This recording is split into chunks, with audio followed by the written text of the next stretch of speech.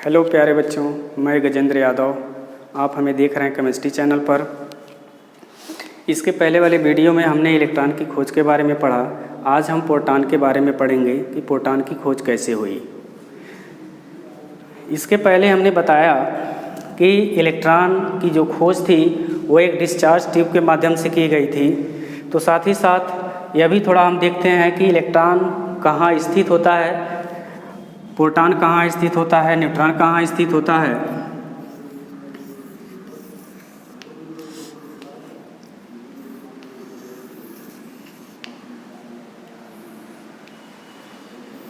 इस भाग को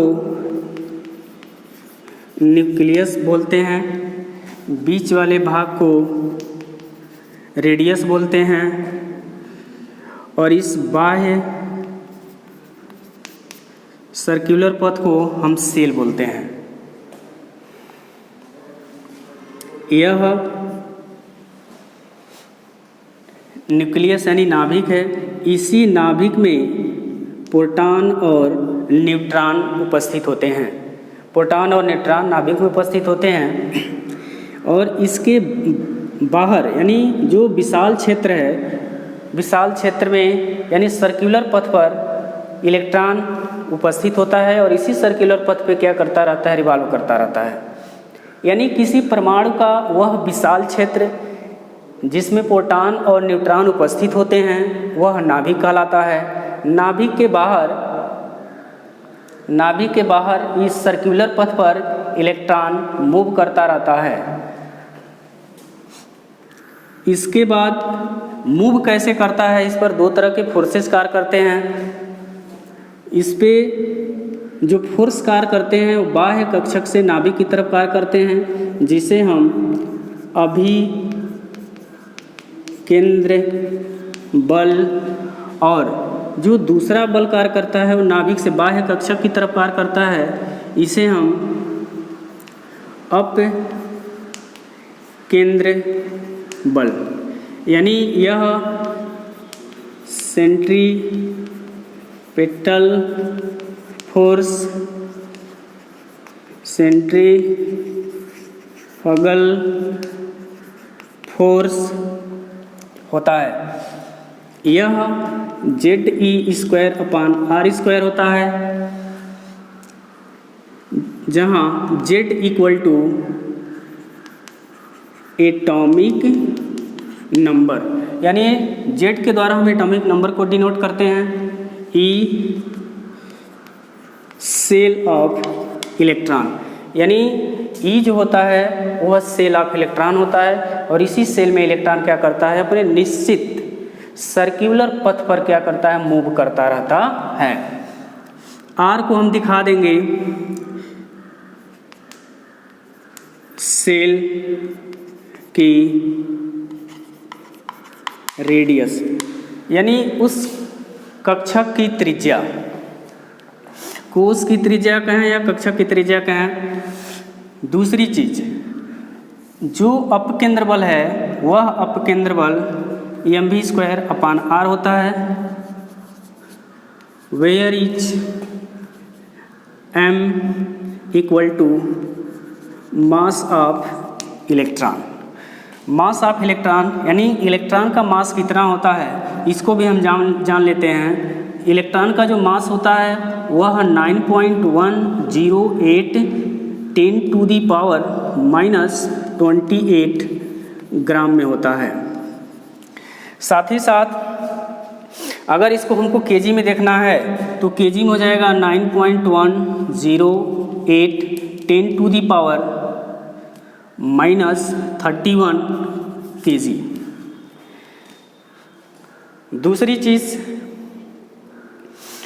B की अगर बात करते हैं तो B = हो जाएगा velocity of electron. Velocity of electron यानी इलेक्ट्रॉन का वेग। R वही हो जाएगा सेल की रेडियस। सेल की रेडियस या सेल की त्रिज्या है। तो इसके बारे में हम ज़्यादा डिटेल जानकारी आपको जब बोहर्स लॉ पढ़ेंगे तो उसमें ये सारी चीज़ें आएंगी। साथ ही साथ थोड़ा मास के बारे में अगर हम जिक्र कर रहे हैं तो प्रोटॉन का भी देख लेते हैं। तो प्रोटॉन में अगर हम देखें तो प्रोटॉन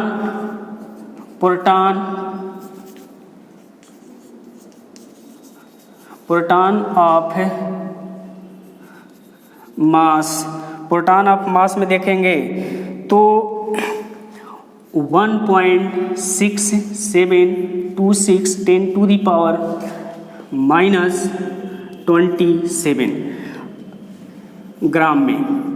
अगर इसको भी हम केजी में देखें तो ये हो जाएगा 1.6726 10⁻27 केजी। ठीक इसी तरह से अगर प्रोटॉन का बात करते हैं तो प्रोटॉन और न्यूट्रॉन इन दोनों का लगभग सेम होता है। अगर हम न्यूट्रॉन की बात करें, न्यूट्रॉन को अगर देखें न्यूट्रॉन का मास कितना है, तो न्यूट्रॉन के मास में बहुत ज़्यादा चेंजिंग नहीं है। ठीक जो है इसी के अनुसार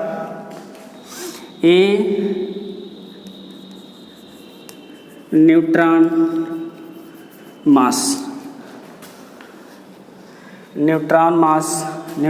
ऑफ मास न्यूट्रॉन के लिए अगर देखते हैं तो ये हो जाएगा 1.6728 10⁻24 या 1.6728 10⁻⁻27। ये जो है ग्राम में हो जाएगा और ये हो जाएगा केजी में।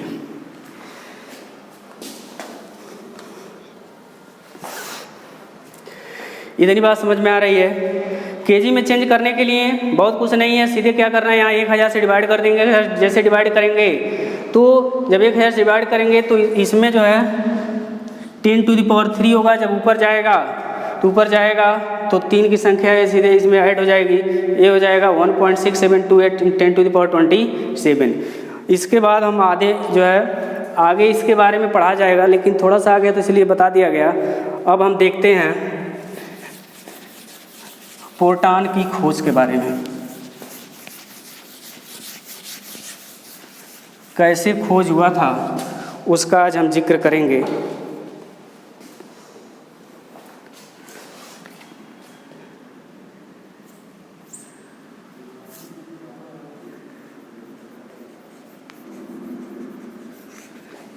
Canal race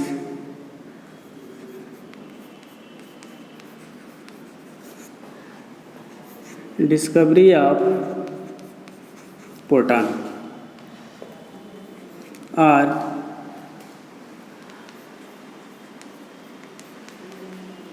positive raise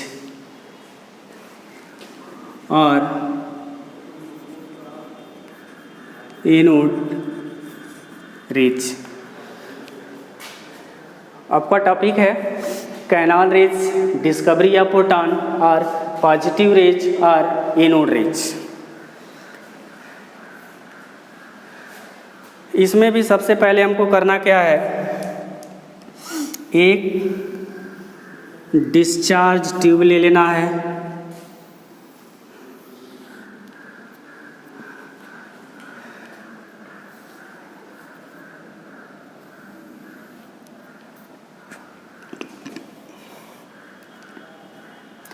discharge tube ले लेंगे जिसकी लंबाई 60 सेंटीमीटर यानी 60 सेंटीमीटर रहेगी। इस पर हम क्या करेंगे,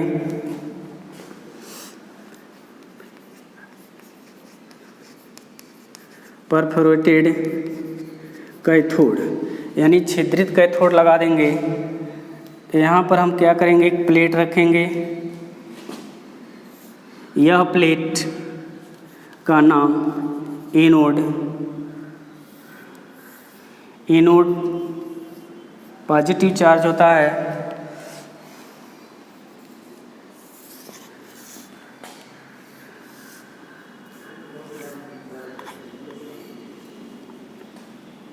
यहाँ पर हाई वोल्टेज सोर्स दे देंगे 10,000, 30,000,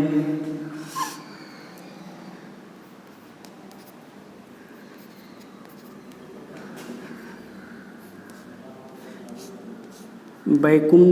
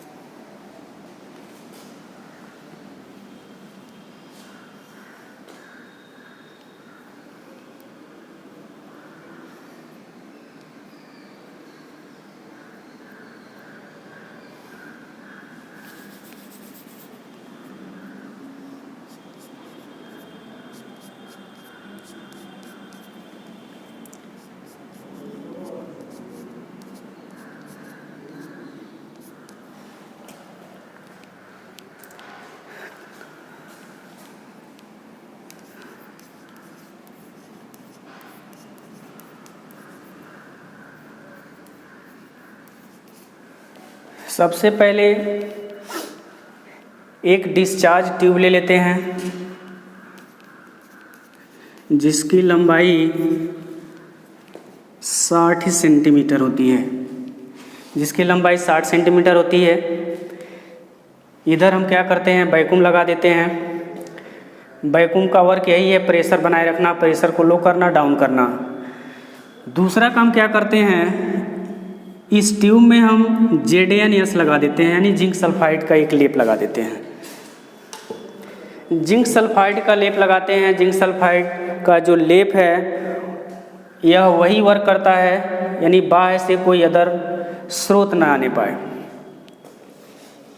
अब गोल्डस्टीन साहब ने 1886 ईस्वी में एक लंबी कांच की विद्युत विसर्जन नली लेकर, जिसकी लंबाई 60 सेंटीमीटर थी, एक सिरे पर कैथोड प्लेट, जो ये प्लेट एल्युमिनियम की है, दूसरे सिरे पर परफोरेटेड कैथोड लगाया।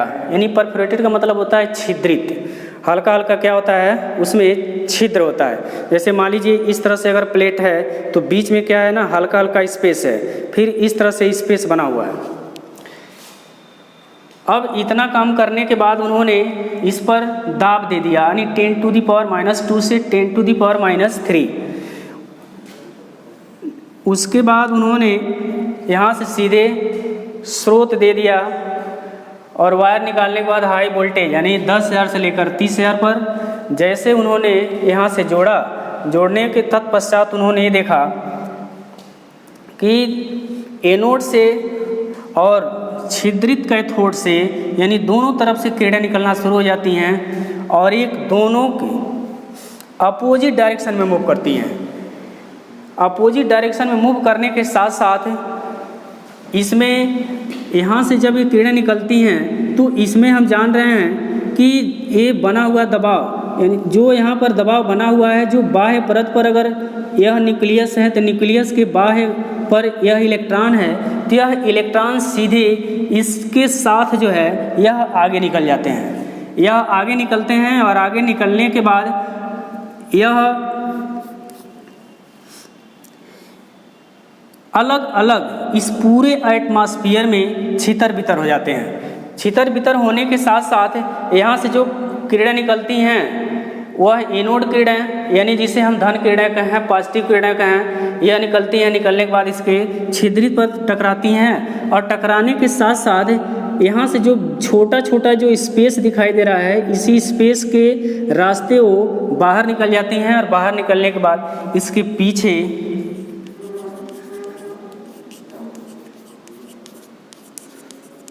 फ्लोरेसेंस,